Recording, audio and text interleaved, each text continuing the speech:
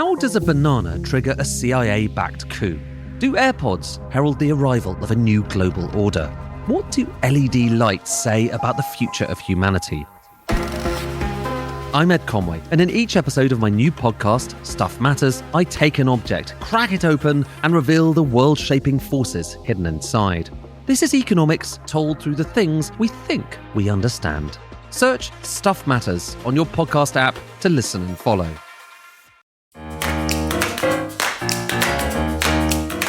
Hello, good morning and welcome. It's Monday, June the 8th, 10 days until the Makerfield by-election. Keir Starmer wants the limelight back again. He's been meeting world leaders last night in Downing Street, making an eye-catching announcement on social media curbs for children today. But the attention remains firmly directed at Greater Manchester. And that's where Sam Coates is this morning. I'm Anne McElvoy from Politico. That's right. I'm Sam Coates of Sky News.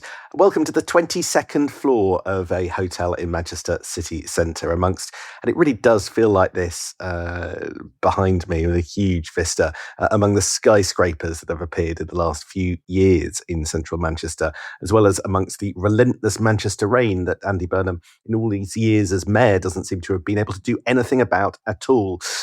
About 20 miles to my left through the bluey fog is Makerfield, the constituency where Labour MPs have been flooding this weekend because they all want to campaign for and want to be seen campaigning for Andy Burnham. MPs and activists of all levels of seniority, right up to the Deputy Prime Minister, have been up. I'm even told, Anne, that one Labour activist was so eager to campaign in person that they cycled all the way from Hackney, which in my brief period in Makerfield isn't exactly the vibe round here, but God loves a trier. Yeah, but do they go running as often as Andy Burnham? That's the question.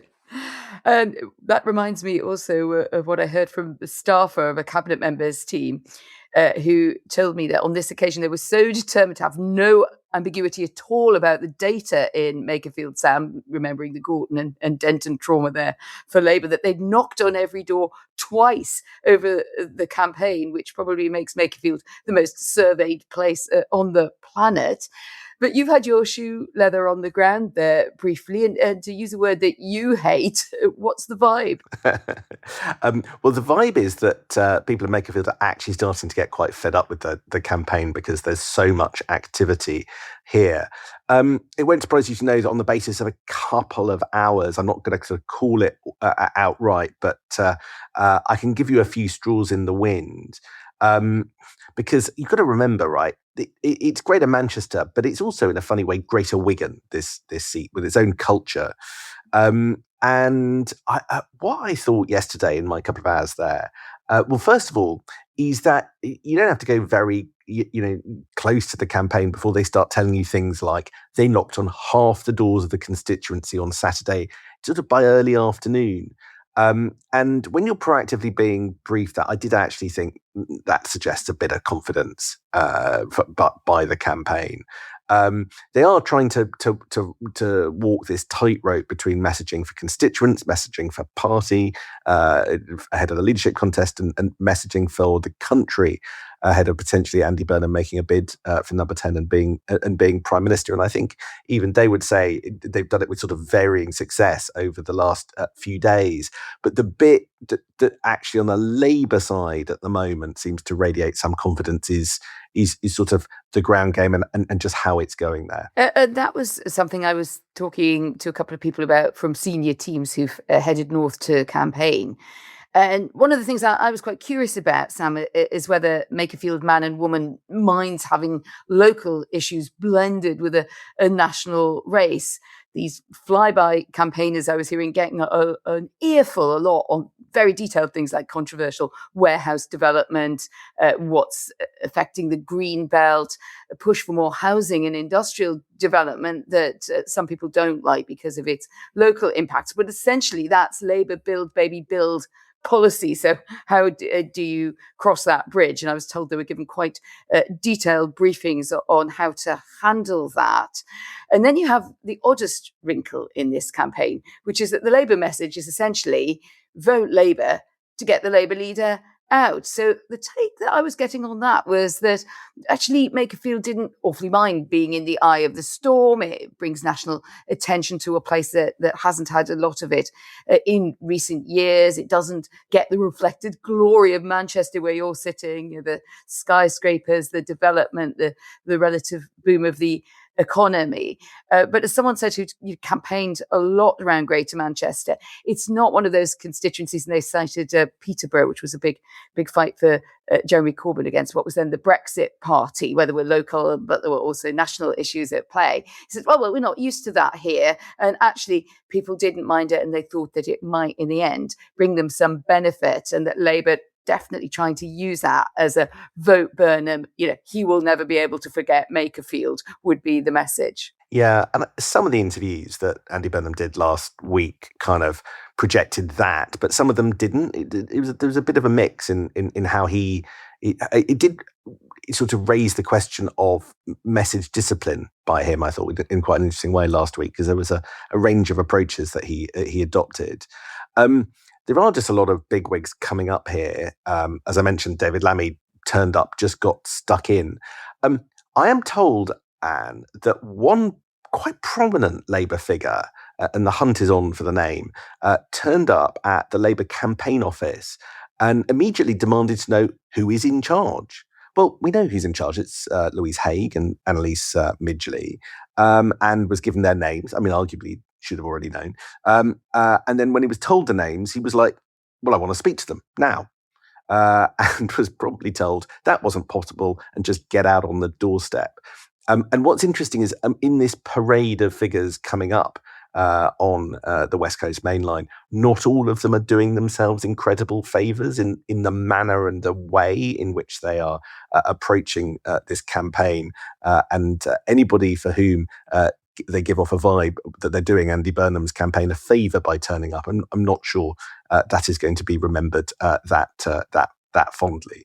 But the fact that there are people on the train on a daily basis, more Labour MPs coming up here today, I know that, shows you where the power lies, Anne. And I hate to say it, but it's not in London. I'm from the north, so I'm delighted that you said it. And I think that might be predictive of some potential turf wars and power play, don't you, if it does turn into a Burnham administration, that exactly that feeling that things will have to be different and there will be different people on the pitch. That sounds to me like that might be something we might be following up, what you were hearing there in the national picture.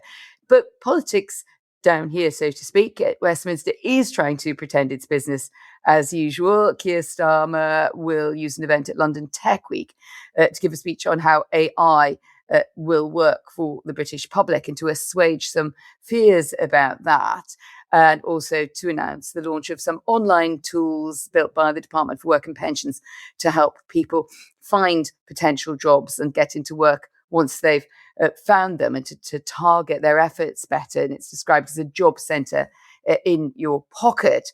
But really, the heart of it is, the sources say they also expect the PM to announce that he wants new controls on social media companies to stop anyone under the age of 18 from able to take naked images of themselves. And the PM also giving tech companies a deadline, quite a short one, of up to 6 months, but not longer, to implement that or threaten legislation. So that will be interesting, because that sounds like a bit of a late, I don't want to say last stand, but it's kind of an interesting thing to try to throw into the mix at this point in the Premiership, and that there will be a consultation on broader proposals. So the tech wars beginneth. I mean, if we're being honest, Anne, the tech wars have been going on for blinking ages.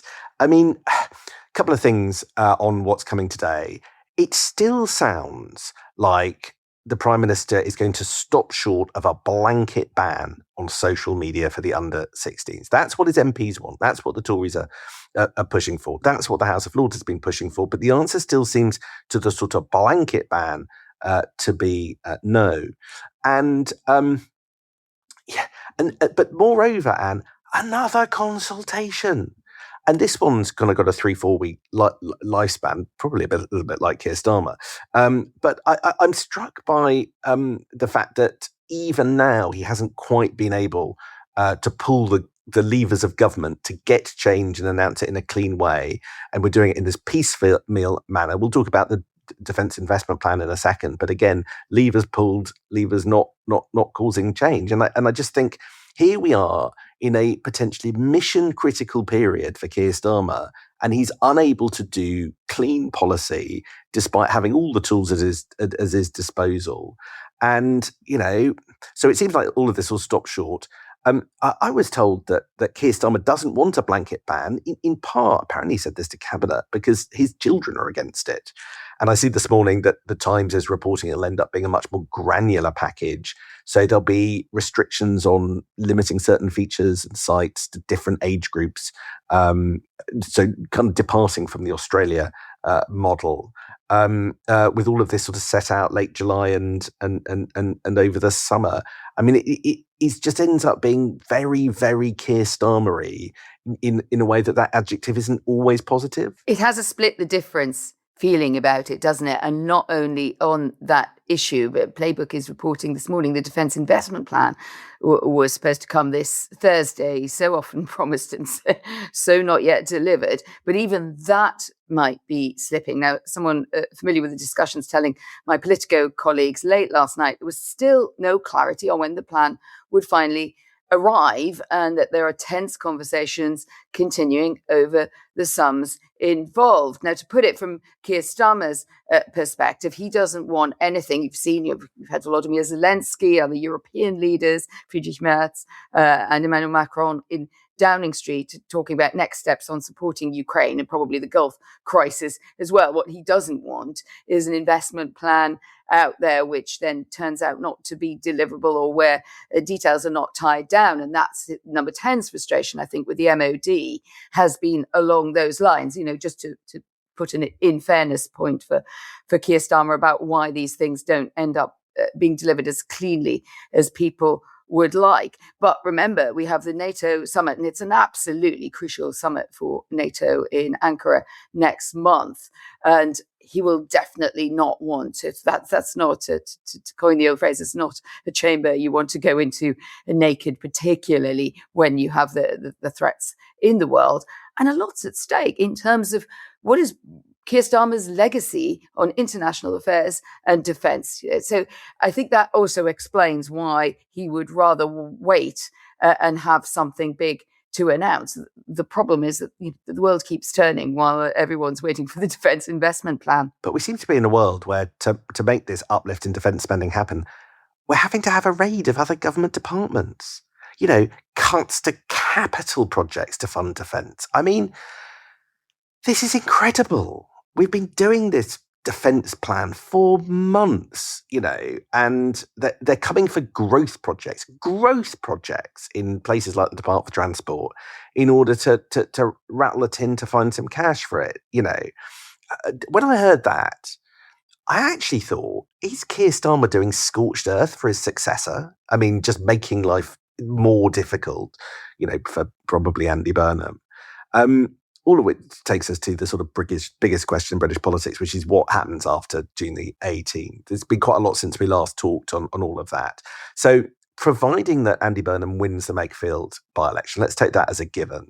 There was a story by Kitty Donaldson in the I newspaper that Keir Starmer will stand and fight any challenge, right? And you've been talking to people around here. What do you make of it all? Just quickly on your first point, because you just reminded me of this, apparently in Cabinet, when this was discussed last week, and where the money was going to come from for the Defence Investment Plan, the feeling was that Keir Starmer's mood, looking around the table, was, as someone who'd been in the room put it later, pass the hat round. Let's see what we can come up with. And I think, as you say, that rather unsettled a lot of ministers who didn't fancy having to scrape even more out of their budgets. So let's see where that lands and who has been asked to make an involuntary contribution. But yeah, the bigger picture for Starmer, it seems to me, are that there are two pictures here. The one which was briefed out a bit over the weekend to various newspapers is Keir will stand and fight, notwithstanding if Burnham wins and wins confidently, that one last stand, and that he's not going to back off having that option. Well, it seems incredibly messy, doesn't it, to have the Prime Minister fighting a figure who would have a by-election win behind him and Andy Burnham's team, I think, thinking, well, they will have momentum at that point. They'll have some dynamism. How's that going to really look for Keir Starmer? But Starmer doesn't want to take that off the table. Remember that his way of hanging on so far has been the kind of bureaucratic control.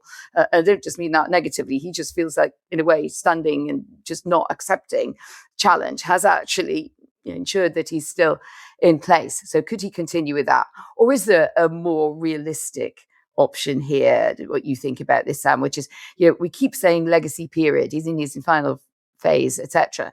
Is this really about Starmer finding a negotiating position vis-a-vis Burnham, in which he gets to set a timetable for departure more on his terms, and that he's then able to attend some of these big international convocations, that he's not rushed out of the door? That seems to be more the psychological truth of this. But the Starmer way of going about it is just never to acknowledge that he might have to go. And that, I'm told, was also very firmly the mood in the last cabinet meetings. He just does not broach the subject at all. Yeah, it's fascinating. I hear the readouts of people in number 10 saying he is absolutely determined to hang on. Look, I've been trying to game this question as well, but every which way I do it, I come back to your sort of latter conclusion that in the end, he won't fight for that long. Might do initially a little bit. Look, let's just go through a few reasons why I think that's just in plain sight, right? Once he makes it to Westminster, I just don't think Andy Burnham can hang around for many weeks and months. He'll want to get on with the change. In number 10, he's clearly signalled he wants to force. You can't have this summer of stasis with the old cabinet and neglected briefs kind of still there. Wes Streeting might say he's got the numbers now, but in the frenzy post-by-election, I'm not sure that those people don't come under huge pressure to withdraw and back Andy Burnham if he looks like the winner. So it all comes down to, does Keir Starmer fight, or does he put up a fight for more than a handful of days? Right. Look at the facts. He's got more than 100 MPs on the record calling for him to go. He doesn't have a permanent chief of staff. He doesn't have a permanent director of communications. And if he does fight, and this is a new point that I haven't heard made elsewhere, if he decides that having seen a challenge, having heard of a challenge, having been told of the challenge from Andy Burnham, not only the polls say he'd go and he'd lose 37 to 59%, 22-point gap, but here's one more thing. At the point at which the contest begins between Starmer and Burnham, the key members of his cabinet would resign automatically. The Lisa Nandys, the Ed Miliband, maybe even the Shabana Mahmoods would quit to back Andy Burnham, I think, because they quite clearly side with him in any challenge. And whilst everybody's been very polite to try and ensure that Keir Starmer gets a sort of kind exit, as far as possible it is to be a kind exit from this situation. At that point, people who actually back Andy Burnham all sniff that he's going to be the winner, so want to be on the right side of history, just go. So does Keir Starmer really have the gumption, the firepower, the fight, the enthusiasm to fight a leadership contest where he's defending his position, beginning on day one with a cabinet reshuffle, doomed to almost certain failure, and by going out in this way, really ruining his legacy with the wider Labour family, who do not want, the kind of blood and gore that route would cause? There is one option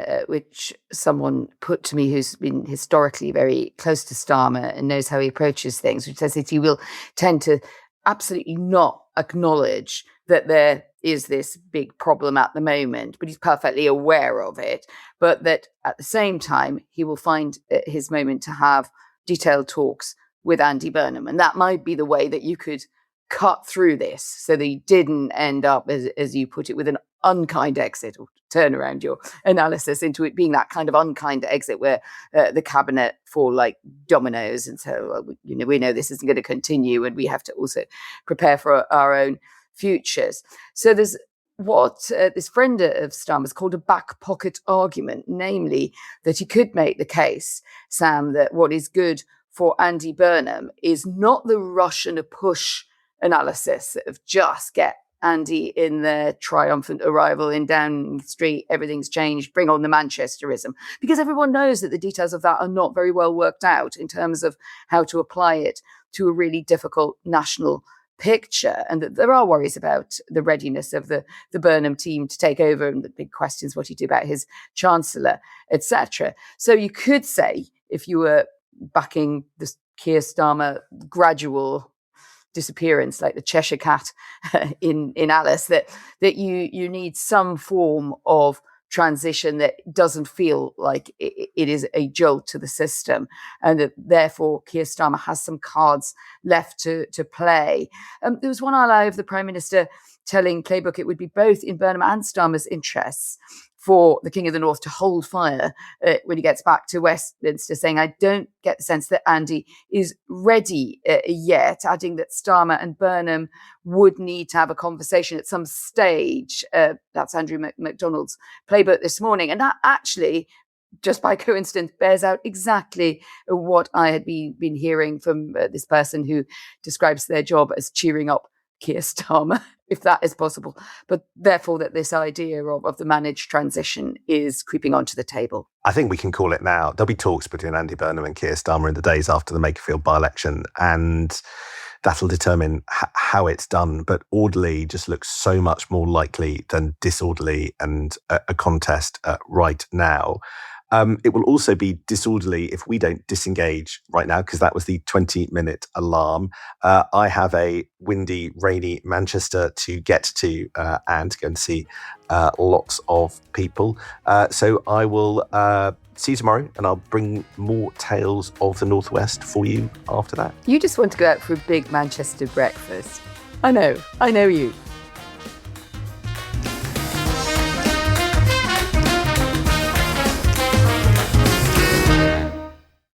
How does a banana trigger a CIA-backed coup? Do AirPods herald the arrival of a new global order? What do LED lights say about the future of humanity? I'm Ed Conway, and in each episode of my new podcast, Stuff Matters, I take an object, crack it open, and reveal the world-shaping forces hidden inside. This is economics told through the things we think we understand. Search Stuff Matters on your podcast app to listen and follow.